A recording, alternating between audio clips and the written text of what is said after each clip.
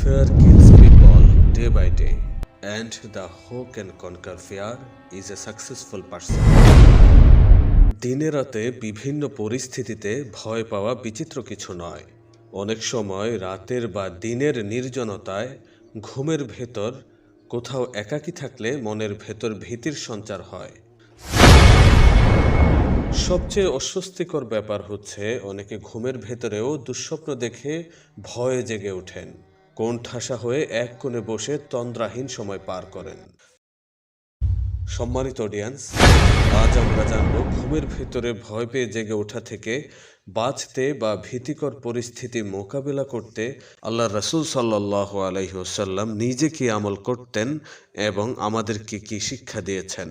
আজকে আমি এহেন সিচুয়েশন ক্রস করার কার্যকরী একটি দোয়া শেয়ার করব, যেই দোয়াটি স্বয়ং রাসূল সাল্লাল্লাহু আলাইহি ওয়াসাল্লাম নিজে আমল করেছেন এবং সাহাবীদেরকে শিক্ষা দিয়েছেন। আমাদের উচিত এই গুরুত্বপূর্ণ দোয়াটি নিজে মুখস্থ করা এবং সন্তানদেরকেও মুখস্থ করানো। আমি দোয়াটি সহিভাবে পাঠ করছি, আপনারা চাইলে তা লিখে রাখতে পারেন, তারপর ধীরে ধীরে মুখস্থ করে নিতে পারেন। দোয়াটি হলো আউযু বিকালিমাতিল্লাহি তাম্মাহ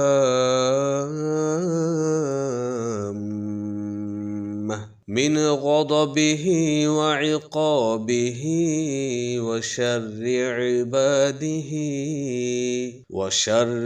ইবাদিহি ওয়া মিন হামাযাতিশ শায়াতিনি ওয়া আন ইয়াহদুরুন। আউযু বিকালিমাতিল্লাহি তাম্মাতি মিন গযবিহি ওয়া ইকাবিহি ওয়া শাররি ইবাদিহি ওয়া মিন হামাযাতিশ শায়াতিনি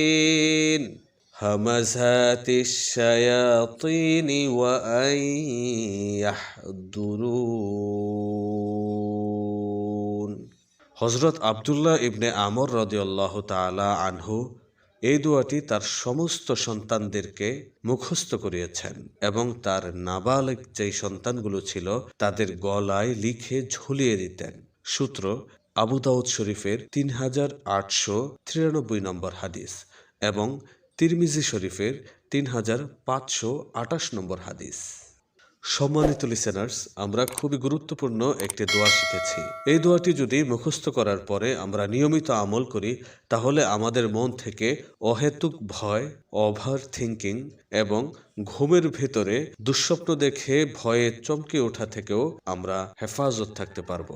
এই দোয়াটি ছাড়াও হাদিসের ভেতরে আরো অনেক আমলের কথা এবং করণীয়র কথা বলা হয়েছে। বিশেষ করে আল্লাহ রাসূল সাল্লাল্লাহু আলাইহি ওয়াসাল্লাম বলেছেন, তোমরা যদি ভয়ে ঘুম থেকে দুঃস্বপ্ন দেখে চমকে ওঠো, তারপর ঘুম ভেঙে যায়, তাহলে সর্বপ্রথম নিজের বাম পাশে মৃদু থুথু নিক্ষেপ করা। 2 নম্বর কাজ হচ্ছে যে পাশ হয়ে ঘুমিয়েছিলাম পরবর্তীতে সেই পাশ পরিবর্তন করে ঘুমানো। আর 3 নম্বর কাজ হচ্ছে যে স্বপ্নটা দেখে ভয় পেয়েছি ওই স্বপ্নটা কারো কাছে প্রকাশ না করা এবং ওই স্বপ্নের ব্যাখ্যা নিজেরও তালাশ না করা। এই ভয়কে জয় করে সুস্থ এবং সফল হওয়ার জন্য আল্লাহ রাব্বুল আলামিনের কাছে আমাদের অনেক প্রার্থনা করতে হবে। আল্লাহ সুবহানাহু ওয়া তাআলা আমাদেরকে নিয়মিত কোরআন এবং সুন্নাহ মাফিক সহিহ আমলগুলো করার তৌফিক দান করুন। আমিন।